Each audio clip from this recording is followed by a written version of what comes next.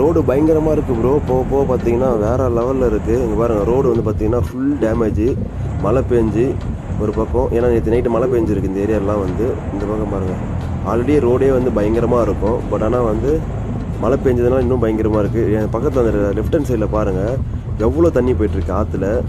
நல்லது வந்து மழை பெஞ்சு இங்கே வந்து பார்த்திங்கன்னா காஷ்மீரில் அந்த ஏரியாவே நல்லா மழை பெஞ்சிட்டு இருந்துச்சு. இன்னும் அதிகமாக தான் இருக்குது. கிஸ்துவாரும் வந்து பார்த்திங்கன்னா காஷ்மீர் அந்த இமாச்சல் பிரதேசோட பார்டரில் தான் இருக்குது இந்த ஏரியா. இங்கே பாருங்க, சின்ன ரோடுங்க, ரொம்ப சின்னதாக இருக்குது. ஒரு வண்டி போச்சுன்னா நீங்கள் வெயிட் பண்ணி தான் போகிற மாதிரி இருக்கும். ரோடும் வந்து பார்த்திங்கன்னா ரொம்ப மோசமாகிட்டே போகுது போக போக. இன்னும் ஒரு இப்போ 20 கிலோமீட்டரில் வந்து பார்த்திங்கன்னா தார் ரோடெலாம் கிடையாதான். நீங்கள் ஃபாரஸ்ட்டுக்குள்ளே போகிற மாதிரி தான் இருக்கும். ஃபுல்லாக மணல் ரோடு.